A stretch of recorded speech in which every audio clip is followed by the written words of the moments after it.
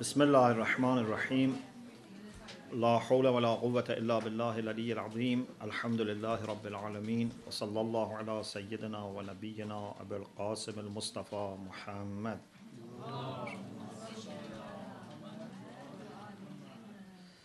وعلى آله الطيبين الطاهرين لا سيما بقية الله في الأراضين أجل الله تعالى فرجه الشريف وجعلنا من أعوانه وأنصاره اللهم أخرجني من ظلمات الوهم وأكرمني بنور الفهم اللهم افتح علينا أبواب رحمتك وانشر علينا خزائن علومك برحمتك يا أرحم.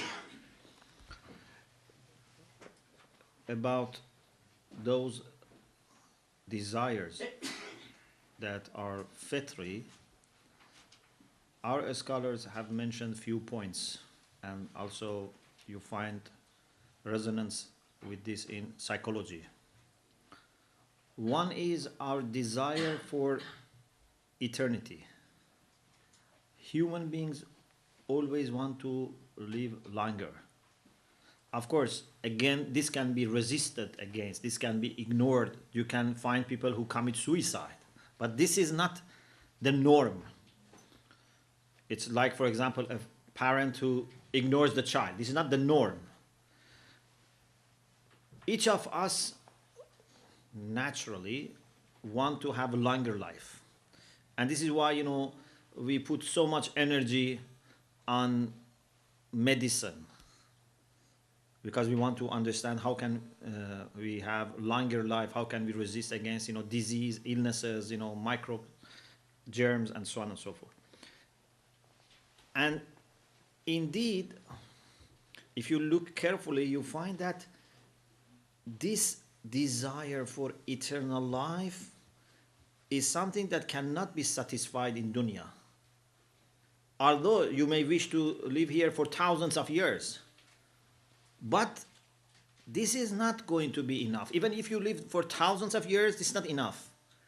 We have desire for permanence, which can be only achieved in the hereafter. Another thing is the desire for truth.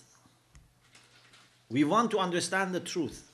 There is a curiosity in us that cannot be satisfied with anything other than knowing.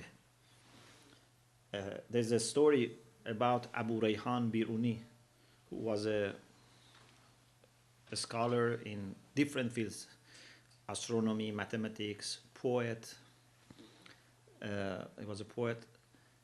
When he was dying, he was visited by one of his friends who was a faqih, a jurist. And he asked him questions. That faqih told him, why are you asking this question? Someone like you in this situation that, you are dying. What is the difference between knowing these things or not knowing these things? And Abu Rayhan said, is it better to die while I am ignorant or to die while I know? I prefer to die while I know these things. To know is better than not to know. Of course, this is the general norm. Maybe sometimes for some secondary issues and reservations, it's better not to know. For example, if someone has said something bad about me, it's better if you don't tell me that he has said this about me. Yeah? Or if there are, for example, news about my future, if I know from now on, maybe I will start suffering. Maybe it's better if I don't know my future. Yeah? But normally, generally speaking, if there is no secondary problem, it's better to know. Allah subhanahu wa ta'ala in the Quran says, هَلْ يَسْتَوِي الَّذِينَ يَعْلَمُونَ وَالَّذِينَ لَا يَعْلَمُونَ? Are those who know and those who don't know the same? Are they equal? You don't find in any culture in the world that they prefer ignorant people to the knowledgeable people. Do you know any culture, any custom, that they say, if you don't know anything, then you would be more respected than if you are an alim, you are a scientist, a scholar. So this is fitri. Or the desire for creativity, which shows itself in art, in architecture, in poem, in many different types of sciences and fine arts. We have desire for creating something new, bringing something new. And also, there is a desire for devotion to God, which is coming with the knowledge of God. Because you cannot, this is a very important point, you cannot have desire for something without having at least some idea about what you desire. You cannot say, I desire, but I don't know what. It's like the example that a person told his parents, there was a young boy, said to his parents, I have fallen in love. You have to, arrange my marriage. So they said, okay, if you really love, then we try to arrange for you. So who is the one that you love? He said, I don't know, anyone. I just fall in love. It doesn't make sense. You cannot fall in love with an unknown person. If you desire for God, it means that you must have already an idea about God. You cannot have desire without having some understanding. Maybe you don't know God perfectly, but you have some idea about God. If you go deep into yourself, you find that all of us have desire for absolute perfection. We love perfection, but no degree of perfection would be enough. We always want more. And even if you have been given the greatest perfection that anyone has got so far, and then someone says, I can give you even more, then say, I want that. And this is why we say absolute perfection. Because limited perfection, even if it is very great, is not satisfying us. Unfortunately, we find sometimes perfection in money. And this is why we become greedy. Because we want absolute perfection. And if we think that perfection comes with money, then we want to have absolute richness. And therefore, no amount of money can make us feel satisfied. You want more and more and more and more. There are people that have enough for thousands of years to live, still they want more. Because they find money as perfection, and human beings want absolute perfection, so they want absolute richness. Or if, for example, you mistakenly think that perfection comes with power. So if you have power over one town and you can have over one province, you say, I want power for whole province, then whole country, then whole continent, then the whole world. And if you have power all over the world and someone says, I can give you power over another planet, you say, I want that as well. Because there is no way to be satisfied completely, because we have desire for absolute perfection. If you look at this carefully, you find that it is something to take us towards Allah subhanahu wa ta'ala, because He is the absolute perfection.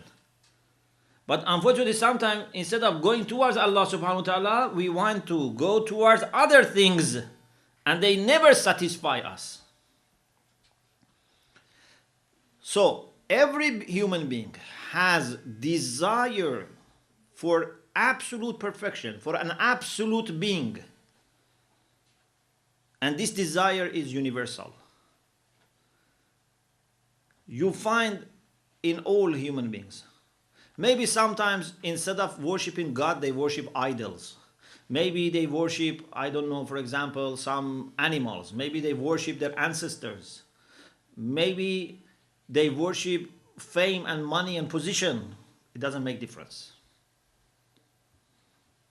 They, in reality, are moving towards absolute perfection. And this is why some Muslim mystics have said that every human being has always worshipped Allah. Even idol worshippers, even atheists, pagans, they have worshipped Allah. But sometimes knowingly and sometimes unknowingly. Ibn Arabi also says, no one has ever loved anyone other than Allah. Even those who love, for example, a human being, they indeed love Allah subhanahu wa ta'ala, but mistakenly they think that this person exhibits the values that Allah has. And this is why if someone loves some person instead of Allah, as soon as that person reaches the beloved, then the love becomes weaker. Anything that mistakenly you love in the place of Allah, when you go towards it, you find that this is not absolute, this is not perfect. So you feel frustrated. All my life, for example, I struggled for marrying this woman or this man. When I marry, then I find that this is not absolute perfection. If there is any perfection, it is limited. I mistakenly was thinking that this person is, something very special, but this was not the case. So, Allah subhanahu wa ta'ala is absolute perfection. Every person has desire for absolute perfection, but maybe mistakenly they give different responses to this desire. Something that you find in the Quran and our Hadith is that when people are faced with problems and troubles and threats and dangers, then there is a great chance that they realize that only the real absolute perfection can help them. Their knowledge of God becomes awake. Allah says in the Quran, فَإِذَا رَكِبُوا فِي الْفُلْكِ دَعَوُوا اللَّهَ مُخْلِصِينَ لَهُ الدِّينَ. When they are traveling on a boat, for example, and they are going to drown, they are sinking, all of a sudden they start praying, oh Allah, please help us, oh God, please help us. And when they are saved, فَلَمَّا نَجَّاهُمْ إِلَى الْبَرِّ, when we take them to the land, then some of them remain believers, some of them forget. When you have exam, which is very important, you start praying and fasting. When exam is over, then you don't pray and fast. If you get cancer, na'udhu billah, or your child has cancer, you pray hard. When it is over, you say, we were lucky. Before you were praying, now that you are cured, you say, it was just by chance. This is the problem. So, when we are faced with the dangers, then we realize that there is one being that can help me. And that is the being that has also love for me. We don't just feel that there is someone who has power but is indifferent. Sometimes I make this example. This is funny. I never had this experience of traveling in a ship or boat and then sinking. Maybe you had, I don't know. But I had another experience. When I was a teenager, before going to Qom, I used to study with different ulama in Tehran. in addition to my high school. So we had 2 lessons a day at that in some period, and one lesson was in near Tehran's bazaar. One was in eastern Tehran. So from the first lesson to the second lesson, sometime I was taking ride motorcycle. My friend had motorcycle, so I was sitting behind. And because I was a teenager at that time, I had lots of questions about God. I was always thinking, about arguments for the existence of God. I used to read many books about this because I was not convinced. But I remember that in those days that I had lots of questions, whenever I was sitting behind him and going to the busy roads of Tehran, I didn't have any doubt about God. I just was praying hard to Allah to save me. But later then I had, questions, and discussions, So I experienced this, but I don't know, how did you have these things, in your life? So the knowledge which is fitri is there, but sometimes it's hidden. It needs to be brought up. It needs to be activated. Someone went to Imam Sadiq alayhi salam and he had problem with existence of God. And Imam Sadiq alayhi salam said, have you ever traveled on a ship or boat? He said, yes. Imam said, did it happen to you that you were faced with danger and you were thinking that you are going to die? He said, yes. Then Imam said, did it occur to you at that time that there is someone who can save you? He said, yes. Imam said, that is God.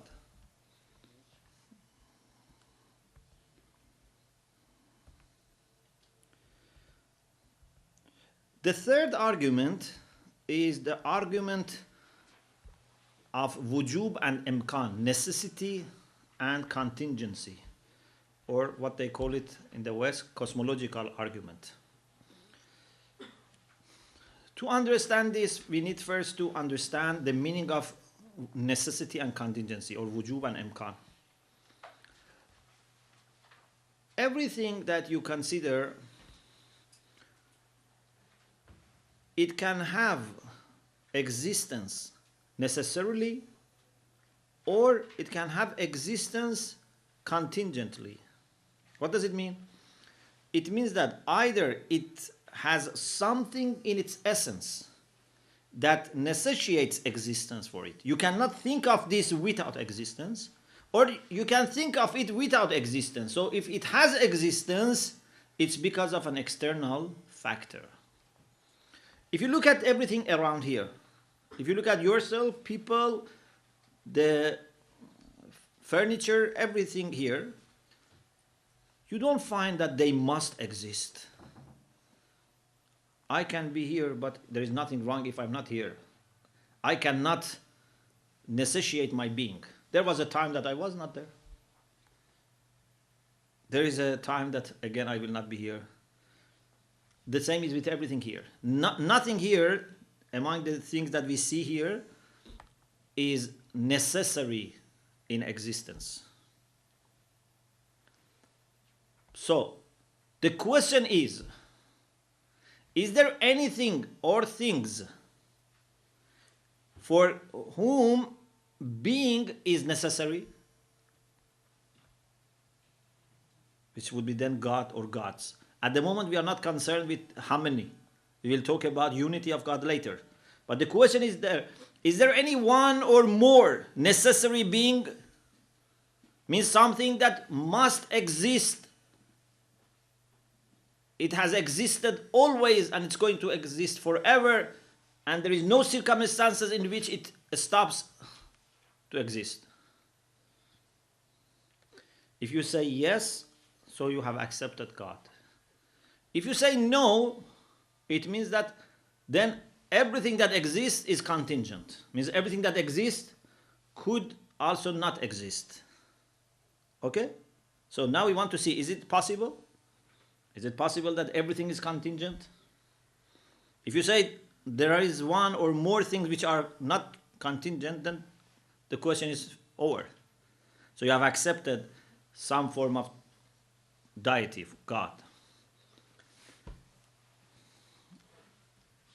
There are different arguments that our ulama have developed here, especially if you know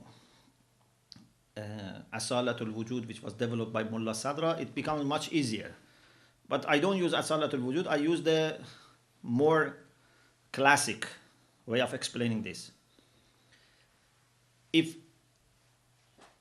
everything is contingent, it means that they cannot explain by themselves why they exist. In other words, in their essence, they have equal relation to existence and non-existence. Everything which is contingent, as philosophers have said, can be mawjood or can be ma'doom. In essence, it can exist or not exist. Why they exist? It must be for something outside their essence.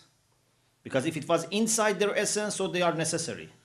So now that they are contingent and still they exist, it means there must be something outside, which we call cause, illa.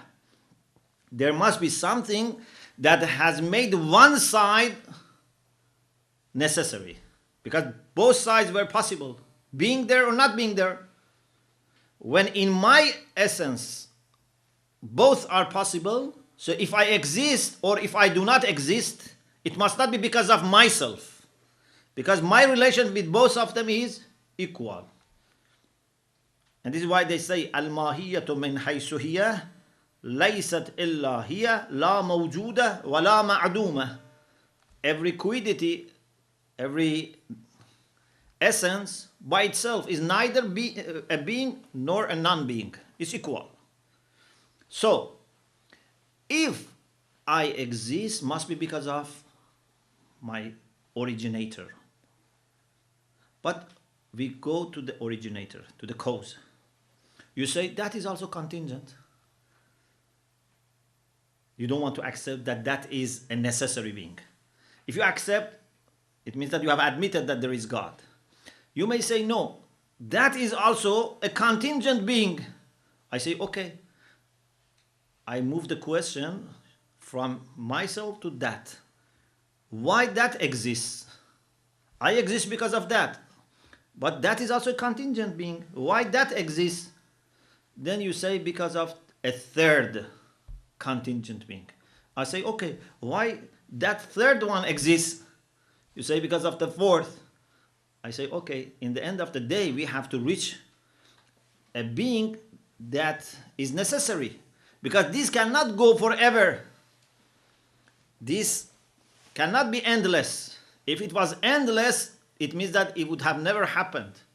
Like the example I gave you yesterday. That if you have something which is moved by a mover, and then that mover is moved, and then that mover is moved, finally you must reach a point which is unmoved mover. Otherwise, no motion can happen. Because everything depends on the other one, and finally nothing happens. If every person shifts responsibility to another person, then no one is going to do the job. So, you have to accept that there must be at least one necessary being. Something that is not caused by another thing. You may say, I accept that this cannot go forever, but I say it is circular. What does it mean? It means A is caused by B, B is caused by C, C by D, but then D again by A. This also doesn't make sense. Because it's even worse. Because if A is caused by B, and B by C, and C by D, and then D by A, it means that A is caused by A. So it means that something has brought itself into existence. If it has brought itself into existence, that it means that before it existed, it existed. So how can something before existing exist and then bring itself into existence? It doesn't make sense. So neither door, which means vicious circle, nor tasalsul, which means to go endlessly, none of them is accepted. So we have to reach a point that there is a being which is not caused. Another example that can help you is, imagine if you have a floor, or for example, a brick, and you put a brick over a brick, and then another brick over a brick. The basis of this column of bricks must not be in need of another thing. Otherwise, it cannot survive. We must have something that which doesn't need to be put on something else. If I tell you why the top brick, is stable, you say because under that it's another brick. Say, okay, why that one is stable? Say, then is another brick. So finally, I must reach a point that is stable because of itself. Otherwise, they will be all collapsing.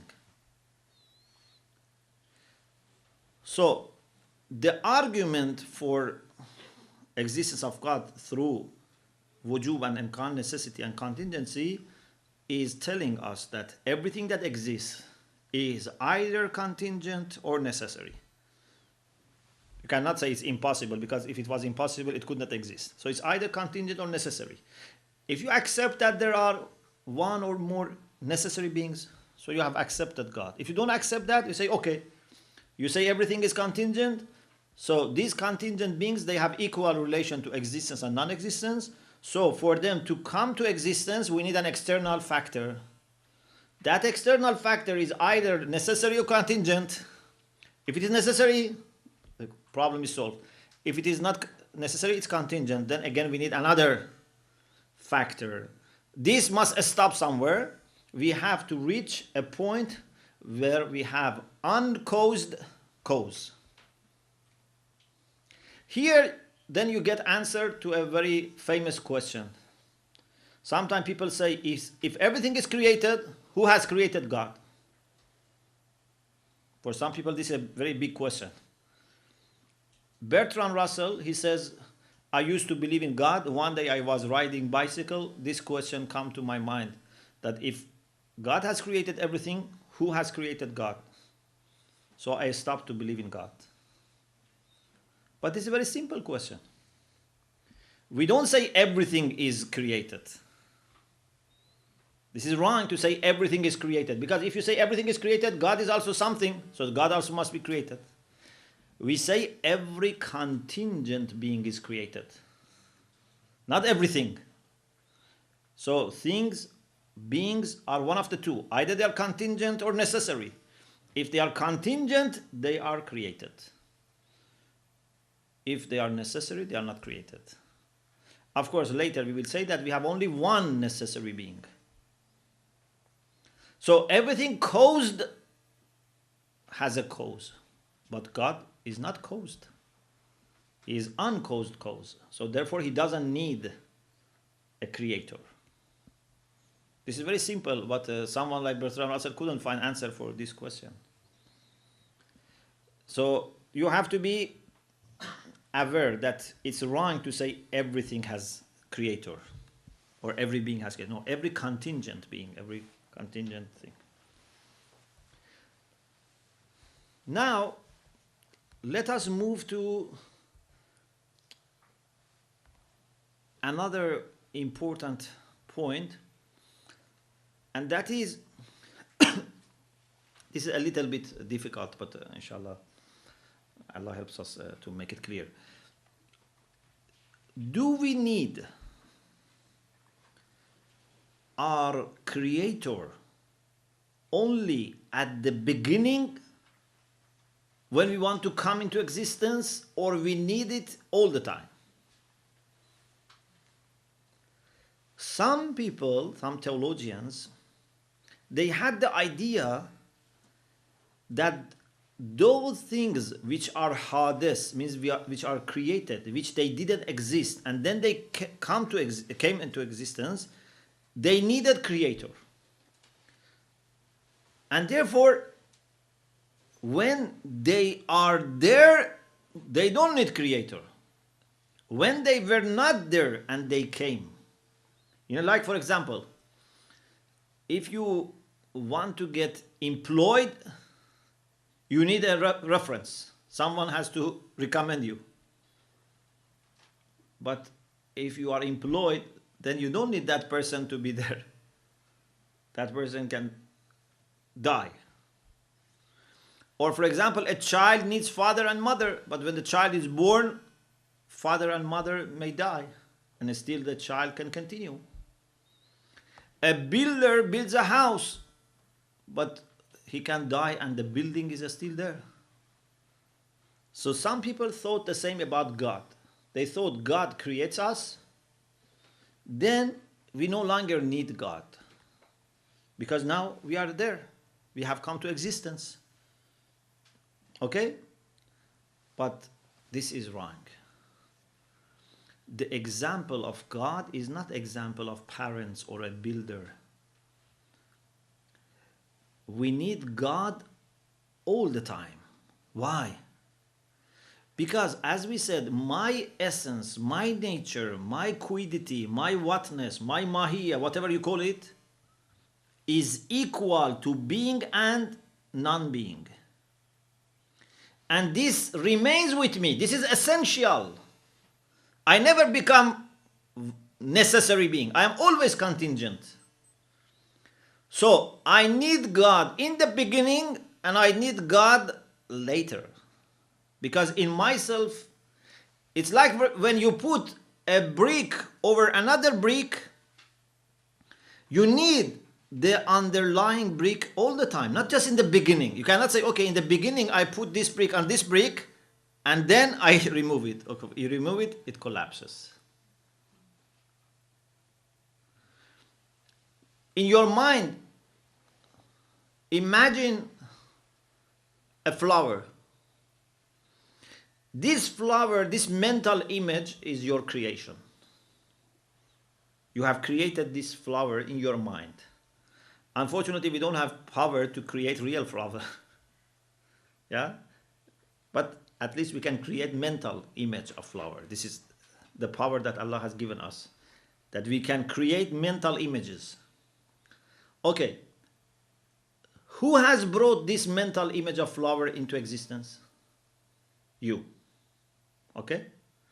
But is this flower dependent on you only at the beginning? No. It depends on you all the time. It depends on you at the beginning and also later. And if for a moment you don't think about the flower, it's gone. You don't need to go and destroy that. If you have a person in your mind and you want to get rid of that person, you don't need to go and kill that person. You just, forget that person, it's finished. If you don't want it to be there, it's not there. You don't need to go and fight that person. So Allah subhanahu wa ta'ala is giving us existence all the time. And this is very important. This is why we say we have constant creation. In every moment we are receiving new grace from Allah subhanahu wa ta'ala. We look like a river. When you look at a river, you think it's fixed. But in reality, water is coming all the time. When I see you, I think this is fixed. But in reality, every moment you are being created. كل يوم هو في شأن. Every day he is doing something. It's not that he created the world and he retired. So this is a very important aspect of creation. Then we move on to the attributes of God. We can understand qualities of God by using the same arguments, but some of them, as I said, can help us to some extent, some of them can help us more. For example, you can use argument from design and prove some of the qualities of God. For example, from argument from design, you understand that God has knowledge, God has power. You can use argument from fitrah and understand that God has perfection. God is kind, God is helpful, God is knowledgeable. But among these three arguments, the argument from wujub or imkan is the one that we can use it further. Before I mention qualities of God, I mention some classifications of attributes of God, and then inshallah later we continue this discussion in the next session. There are different ways to classify attributes of God. One very famous is, we say sifat subutiyya and sifat salbiyya, means affirmative attributes and negational attributes. There are things that we say God has, and there are things that we say God doesn't have. Knowledge is what God has. Power, will, life, kindness, God has them. But does God have time? No. Does God have a space? No. Does God have parts or partners? No. Does he have a physical body? No. Does he have 3 dimensions? No. So there are things that we approve, there are things that we don't accept. Sifat subutiyya means affirmative, salbiyya means negational. Or they call them sifat jamal wa sifat jalal, attributes of beauty and attributes of glory. This is not very difficult. Another classification which is more complicated is sifat zat and sifat fil, attributes of essence and attributes of actions. This is a little bit complicated. Some of the qualities of God relate to his essence. So even if there is no creation, or if there is creation but you don't consider the creation, you just focus on his essence, still you can understand them. For example, the knowledge that God has in his essence, because we have knowledge of action as well, but the knowledge that he has in his essence, the power that he has in essence, life that he has in his essence, will that he has in his essence, these are not in need of thinking, considering anything next to God, anything after God, anything like his creature. You just reflect on his essence and you know that he has knowledge. But for example, creatorship, when do you come to know that God is a creator? When there is something which is created. The ability to create is essential, but the actual creatorship is understood when there is something created. I cannot say God is khaliq unless there is makhluq.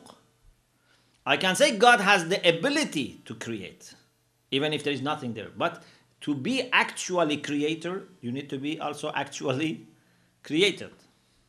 Or for example, we say God is ghafur, he is forgiving. So there must be someone to be forgiven. God is raziq, sustainer. So there must be someone who is sustained. Okay? So some of the qualities of God, we understand them by reflection on the essence of God. Some of them we understand by reflecting on the relation between God and his creatures. This is very important. And then the result of this is that those qualities that relate to his essence only, they are eternal. Because God's essence is not changeable. God does not change in his essence. Can you think of any change in God? No. God is always absolute, perfect, no change. Because change is a sign of weakness. Okay? Don't get me wrong, when I said change is a sign of weakness, it means that not to change is always better. No, change is a sign of weakness, and if you improve, okay, your weakness is decreasing, but still it's a sign of weakness. If you are weak and you don't improve, you become weaker. But whether you are improving or not, it means that you are not perfect. Anything which is changing is not perfect. Okay? So I am not saying that you must not change. I'm saying that whether you change or not, it means that you are not perfect. You are not absolute. God is absolute, so he doesn't change. You should not think that God, for example, becomes older, God becomes more experienced, God becomes happy or sad. There is no such thing in God. But the qualities of action, which is understandable when we reflect on the relation between God and his creature, can be changing. This is very important. For example, this person committed a sin. Then he regretted. He repented. And God forgave him. So was he forgiven before? No. He was forgiven when he repented. Okay? Does it mean that God has changed? No. God has not changed. What has changed is the relation between this person and God. This is a very important point. Even some great philosophers in the West have not understood this. When God has a relation with something which is changeable, the relation also becomes changeable, although God is fixed. When you have two sides of relation, for the relation to change, both can change, or even one can change. If you have two people, this is a simple example. When you have two people, how can they get closer to each other? They can get closer to each other by both of them moving towards each other, or one remaining and the other going closer. Although they are getting closer, but this doesn't necessarily mean that both of them have been moving.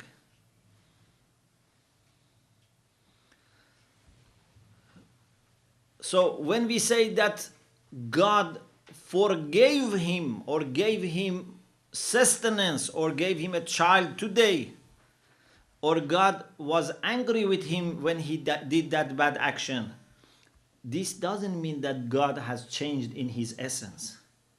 It means that the relation between this creature and God has changed. Like, for example, we have day and night. Yes, sometimes we are in darkness, sometimes we have light. Is it because of change in sun? That sun is working during the day and not working during the night? No, sun is shining all the time. So why we are sometimes in darkness? Because of our position. Sometimes we are in the right position, we get light. Sometimes we are not in the right position, so we don't get light. So I can say sun is not shining over me in the night, but in reality you understand that it is not because of sun, it's because of me. Sometimes you learn when you go to school because your mind is ready. Sometimes you go to the same school, same teacher, you don't learn anything. It's not necessarily because the teacher has changed. Sometimes the teacher changes, sometimes the teacher is the same. The student's mind is not the same. So we have two types of attributes. Attributes of essence, attributes of actions. Attributes of essence are understood by reflection on the essence of God only. Attributes of action are understood by reflecting on the relation between God and his creature. And because one side of relation can change sometimes when it is a material thing, when it is a changeable thing, then the relation also change. You don't need to have both sides changing. Please think about it, and inshallah we continue this discussion, and then we start talking about different qualities of God. Wa akhiru da'wana and alhamdulillah rabbil alamin.